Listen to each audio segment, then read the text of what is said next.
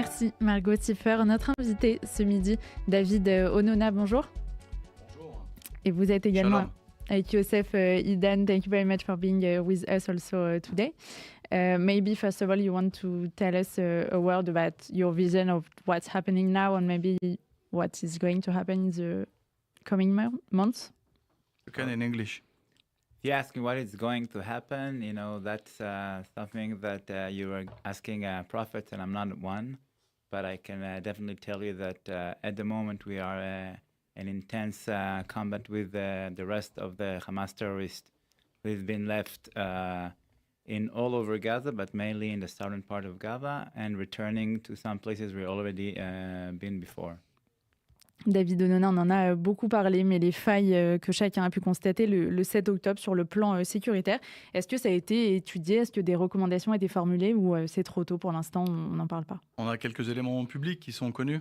Effectivement, on a vu le Hamas s'entraîner, sa doctrine était claire, l'extermination d'Israël, la destruction du pays et l'établissement d'une Palestine du fleuve Jourdain jusqu'à la mer Méditerranée. Et on pensait que le Hamas était intéressé par un développement économique, qu'il avait envie de liberté, qu'il pouvait transformer potentiellement la bande de Gaza en Singapour. Et il y avait énormément de signaux faibles. Une conception israélienne avec un déni mental qui nous a empêchés de voir la réalité et d'anticiper et de préparer. Et nous avons été surpris, on a payé le prix, même si, il faut le dire tout de suite, la société israélienne a réagi de manière très forte. Les gens se sont précipités en Milouim, en réserve. Et si la barrière a chuté, si les villages ont été envahis dans un pogrom sans nom, la troisième ligne de défense a tenu, on a repris le territoire et on est passé à l'offensive dans la bande de Gaza, avec un front dans le nord, un front avec les Houthim.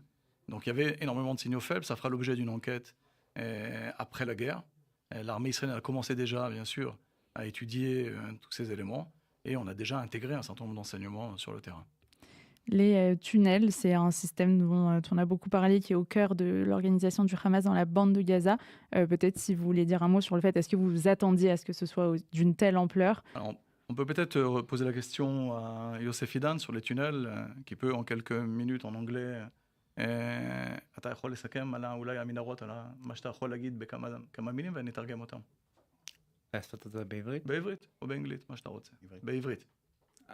עניין המנהרות בכלל בעזה, זה בהחלט אחת לא רוצה לקרוא לזה הפתעות כי חלק ידענו, אבל את המורכבות, את העוצמה, את הגודל, את המומחיות של המלחמות האלה, של המנהרות האלה, לא הכרנו, את הכמות ואת מה שנקרא המורכבות והיכולת שלהם. Il dit qu'on connaissait une partie des tunnels, on estimait environ à 300 km, je complète un petit peu la réponse. Et 350 km, si on regarde sur Google, c'est ce qu'on estimait au mois d'octobre, on a découvert plus de 700 km.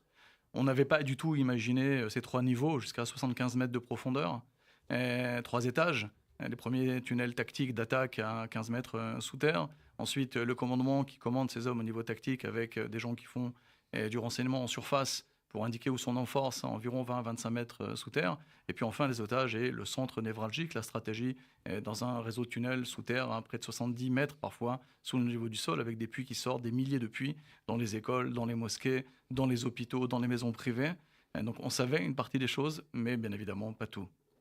Est-ce que vous avez déjà une vision pour l'avenir? J'entends bien que chacun n'est pas prophète actuellement, mais de se dire qu'est-ce qui est envisagé à la fois pour la bande de Gaza et aussi sur la menace qui dure, qui est peut-être plus diffuse pour les gens, mais qui existe avec l'Iran.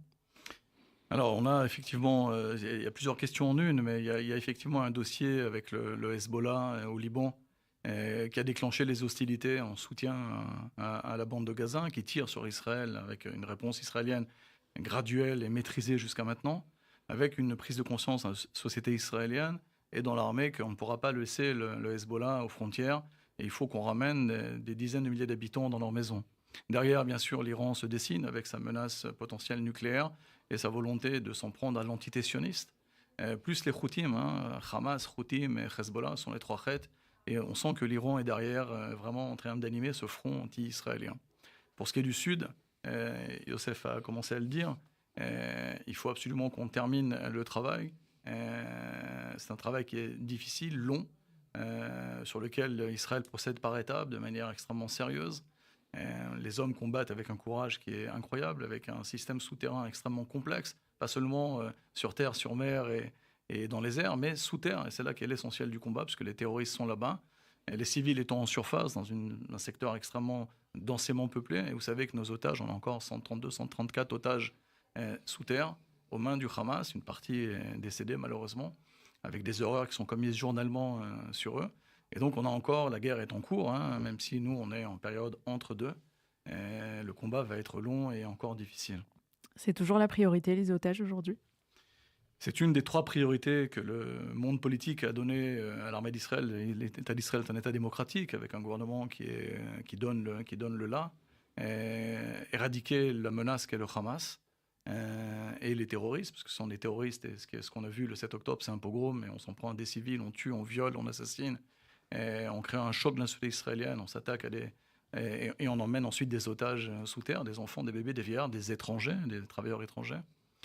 Premier objectif, c'était celui-là. Le deuxième, c'était changer ensuite la donne à Gaza durablement pour avoir un autre Moyen-Orient, véritablement. Et donc, travailler sur l'éducation, l'infrastructure, c'est l'enjeu majeur de Gaza après-demain.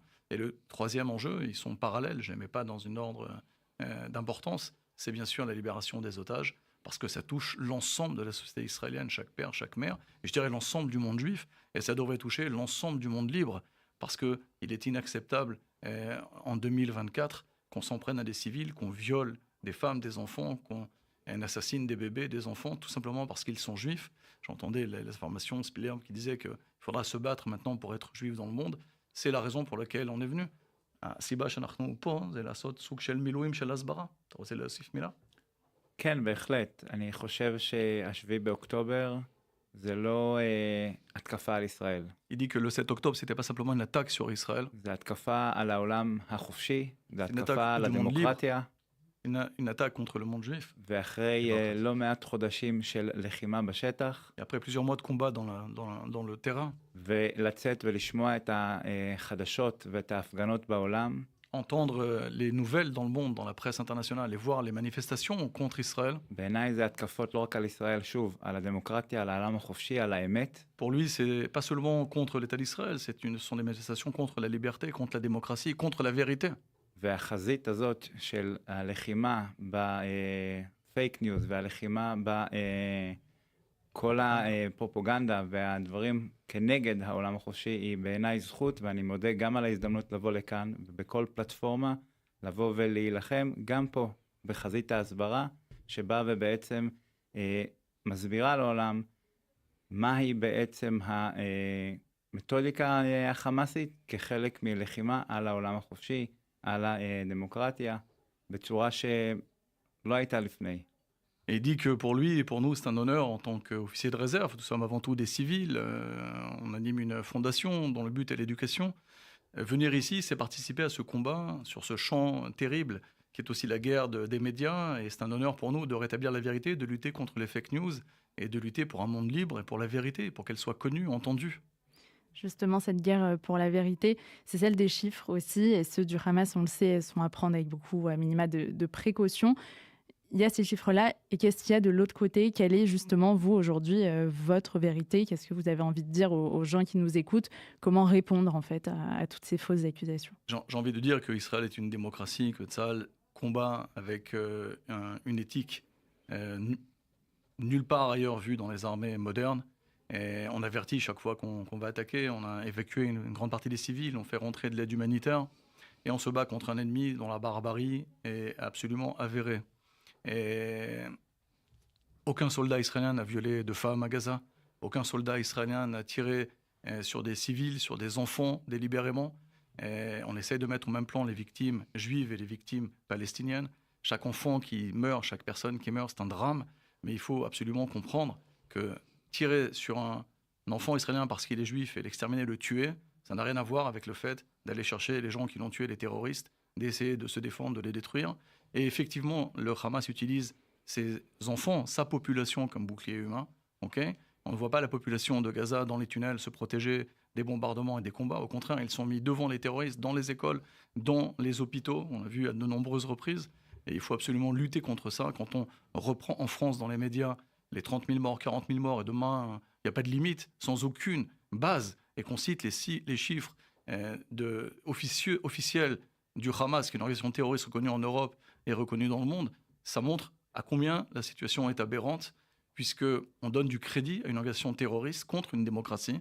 Israël dit et écrit que 12 à 14 000 terroristes ont été abattus dans la bande de Gaza, quelques milliers, bien évidemment, de civils également. Pas forcément d'ailleurs par les forces israéliennes, parce qu'eux-mêmes ont des erreurs de tir et eux-mêmes ont tiré sur leur population, y compris dans les émeutes de la faim. Et je crois que cette vérité, il faut la rétablir. Une dernière question, la violence du Hamas, vous la connaissez, vous y attendiez évidemment, mais celle qu'on a pu vivre nous en Europe, aux États-Unis, celle des intellectuels, de tout ce monde associatif, libre, entre guillemets, ça vous pouviez l'anticiper? Écoutez, on a fait plusieurs conférences avec Yossi, on est choqués de ce qu'on entend ici dans des institutions comme Sciences Politiques ou les universités américaines, les manifestations dans la rue, la violence qui se déchaîne contre Israël. Et le grand retournement, c'est-à-dire que finalement, Israël est génocidaire, Israël est l'assassin, Israël est l'agresseur. On oublie le 7 octobre, plus personne ne parle des otages, plus personne ne parle des enfants israéliens. Comme d'habitude, d'ailleurs, on ne cite pas non plus les dizaines de milliers, les centaines de milliers d'Israéliens qui ont été chassés de leur maison, les enfants qui étaient dans les abris, et tout ça paraît naturel. Et nous, on est choqués de voir ça, et on sent une communauté juive un petit peu apeurée, qui a besoin d'informations, et on rencontre des gens extraordinaires qui sont mobilisés avec une solidarité, un amour d'Israël et un amour de la justice et de la vérité qui nous touche énormément. Et on ressent vraiment cette notion de milouim, de Hasbara, c'est-à-dire qu'on est en deux périodes militaires. On a des dizaines de jours, des centaines de jours même de combats dans la bande de Gaza, et on est venu ici en laissant nos familles pour justement porter cette parole et renforcer les Juifs de France et les hommes et les femmes de bonne volonté qui nous soutiennent. Et on a énormément de soutien et de messages de gens qui ne sont pas juifs, non juifs, qui nous manifestent leur amour et qui ont le souci de la vérité. Merci beaucoup, David Onona Merci, et Youssef Idane, d'avoir été avec nous ce midi. Dans un instant sur RCJ, le billet d'humeur de Patrick Luyman. RCJ Midi, Elsa Parienté.